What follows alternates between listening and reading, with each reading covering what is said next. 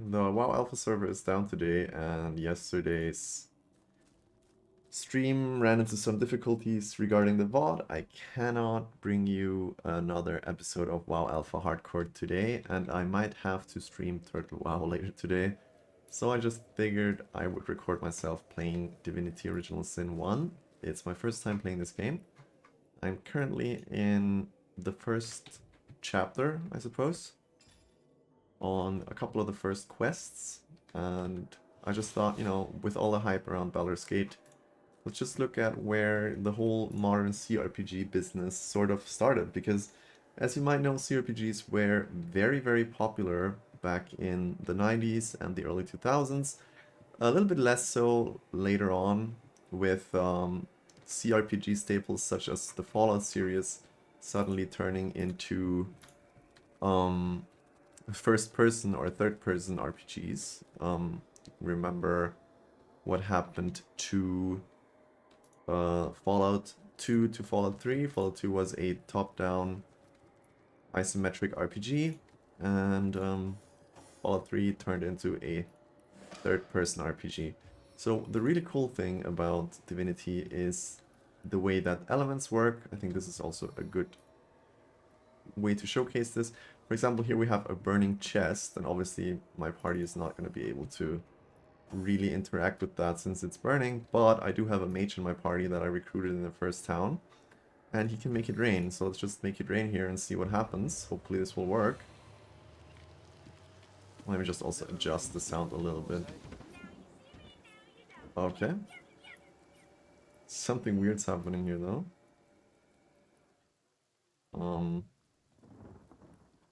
The chest has apparently come alive.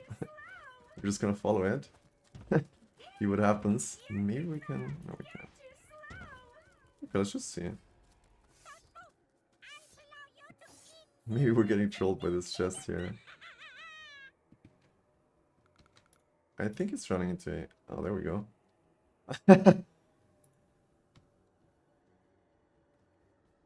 Okay, so... We obviously don't want this exoskeleton to explode. So I think we're just gonna delay our turn here with 3 of our characters because we don't want to destroy it. And then we're gonna teleport this thingy all the way over there. As far away from us as we can. Maybe even up here. Okay, great. So that worked out. Obviously, I'm just playing on normal, so we would have probably survived this explosion anyways. So what are we getting for that? 2 unidentified rings.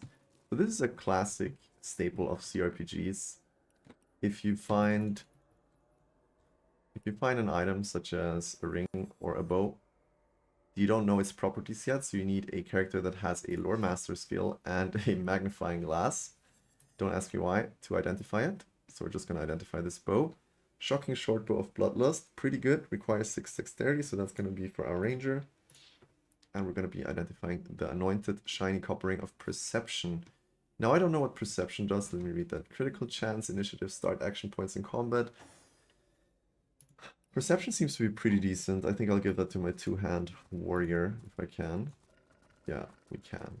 Okay, great. So what's the point I'm trying to make with this video? None really, actually. I'm just trying to fill in for not being able to play WoW Alpha, and I just want to upload something, and I hope that you will get something out of this, because I really enjoy Divinity, and maybe I just want to showcase that you don't have to, buy a $60 or euros early access game to have fun. There's so plenty of older games that do just the same, or maybe do things better. I don't know. I haven't played Baldur's Gate too much yet, and I don't want to, hate on it. I will definitely try it in the future. It's just that we have so many games that maybe flew under the radar a little bit. Not saying that Divinity isn't popular in its own right, because it certainly is. But, yeah, okay, so it's turn-based combat, as you can see here. So that's maybe something to get used to. As my ranger misses twice. So there are different stances you can take. You can take a stance that increases your damage, but lowers your chance to hit, and increases your movement. Since I have a 100% chance to hit if I go up against this thingy, I will just use that, and it's 80% now. Makes sense. There is a priest in the back here that I would like to deal with, but I can't yet. I'm just thinking how to approach this fight. There's an archer here, there's 2 enraged zombie boars, a armored killer, which would be a rogue probably, and there's the priest. Next, after my warrior, we have our mage becoming active. So I think we're just gonna probably move over here, hope we get an angle to properly charge in there. Yeah, kind of. That's good enough. We poisoned the boar somehow. I'm not sure which interaction did that, but fair enough. Alright, so this guy can't really do much either. It's a pretty bad angle here, to be honest. So maybe we can just freeze this boy, but he's still knocked down. So instead, let's just... He's too far. Okay. So this guy really can't move far. Like, just moving this little bit cost me 3 action points. Alrighty. So we're just gonna shoot this guy. He's knocked down next turn, so that's why I didn't freeze him yet, or we would waste 1 turn of CC. And this guy's blessing his boys, which I'm not sure what that does. 31 damage, not too bad. Okay, there's a 3rd boar and a 4th boar actually in the fight. So this is my cleric tank, I would say. She doesn't know too many abilities yet, but she's fairly tanky. And we're just gonna hit that boy over the head with our club. Nice, so we have attacks of opportunity on this one, so if someone moves in his general area, then he will get attacked. This guy can ricochet, which means it can hit up to 4 targets with 1 arrow. There's 3 targets here. Oh, it even bounced on the 4th one, so couldn't have asked for more. We're just gonna move a little bit closer here. And now, obviously, let's see, perform hitting enemies around you. I wonder, radius 4 meters. So this would be 4 meters. I think if I use this, I could hit that guy, but I couldn't hit that guy.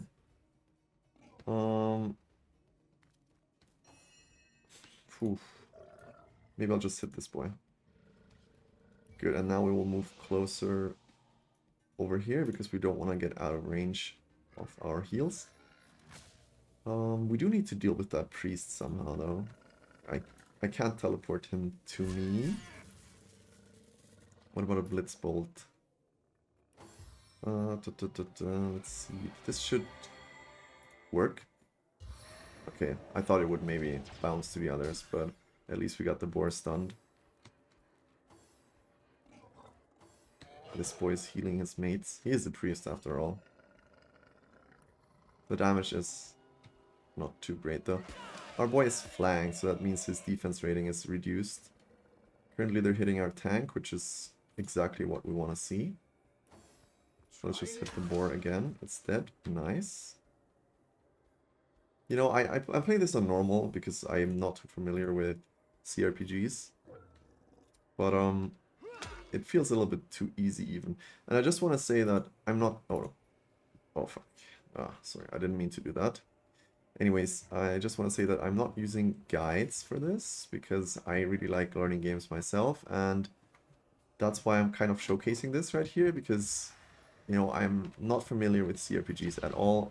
The only RPG I've played extensively would be WoW, and it's still working out pretty well so far. I died on one boss fight that I also wanted to show you, but sadly there was a problem with that recording as well, so I couldn't get that to you. So we're just having this random fight in the wilderness here to sort of show off how this game works and what you can expect from it. It's a little bit different than real-time games, I would say. Of course, you have to get used to it as we heal ourselves here. This heal lasts over 2 turns, and we're poisoned, so might not hurt. We can remove poison, however, with our ranger, which we might do if we can get in range. Yes. Alright, so we're removing the poison. And a thing about this game is it works a little bit like Bioshock. So, for example, if you have a poisoned surface, then you could ignite that. for bonus damage. Well, actually that's Divinity Original Sin 2, I think. I did play some Divinity Original Sin 2 last week with a friend. But for example, if there would be were a puddle of water and we were to electrify the enemy, he would take bonus damage. And if there were an oil spill on the floor and we were to ignite that, then everything would burn. So we have 2 boars here to deal with. And the priest. So let's just use Whirlwind first time we're using it. Let's see what it does. Critical attack, that's pretty nice. Maybe that's because we gave him the Perception Ring. And now we can use a Crushing Fist to knock this dude down, hopefully. Yeah. So he's knocked down for 2 turns. That means he can't heal or do anything of the like. So let's just deal with the boar. It dies, very good. So, create water surface. Douse, okay, creates water puddles on terrain, douses fires, and makes characters wet. Wet makes targets less resistant to air spells, but more resistant to fire spells. I kind of want to get rid of all that poison on the ground, but I'm not sure quite how. I don't think we can, actually.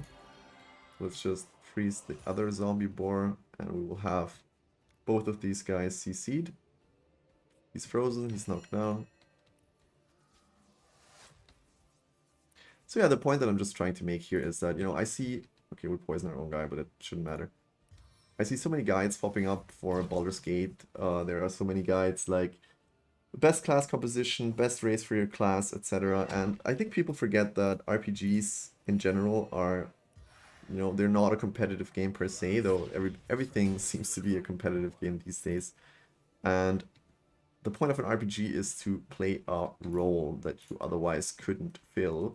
So if you're making a guide that shows you the best race class combination in a single player RPG, I think that is quite sad, honestly, because isn't it fun to explore every possibility, or maybe possibilities that are purposely worse than others? For example, you know, a gnome warrior, well, I don't know, a halfling warrior in terms of Baldur's Gate, I suppose, would probably be less than ideal, because I suppose they don't have racials that make them very good warriors.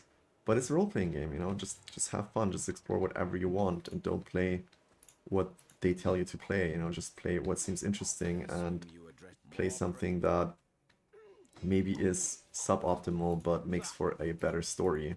Because we shouldn't forget that CRPGs and RPGs in general, they come from pen and paper, and in pen and paper, it's more about... Oh, we're dying of poison here. It's more about making an interesting story and less about...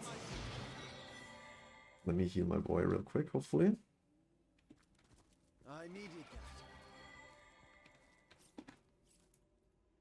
Okay, great.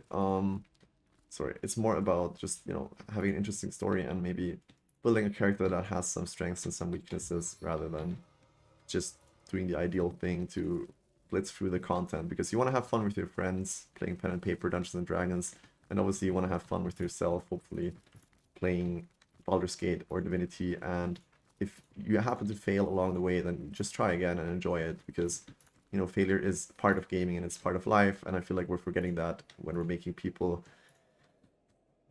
just look up guides all the time, and before they even open the game, they will already know the best race class combination because someone told them so. And isn't it more fun to just explore for yourself and figure that out? And I think that's why I made today's video. And once again, I would like to apologize for not being able to bring you Hardcore WoW, because it's, yeah, the VOD from yesterday got corrupted. If you want to see it, you can look it up on my Kick channel, and we're going live at 5 PM today again over on Kick to continue our Hardcore Alpha WoW leveling series, if the server permits. If not, then we will be playing Turtle WoW. I'm a hardcore warrior on there, so if you like that, then I would like to see you. And if it does happen that the hardcore server is down for today, then tomorrow's video will be about Turtle WoW, just so you know. So I hope you enjoyed this little look at Divinity and my thoughts on RPGs and gaming, and I'll see you later today or tomorrow.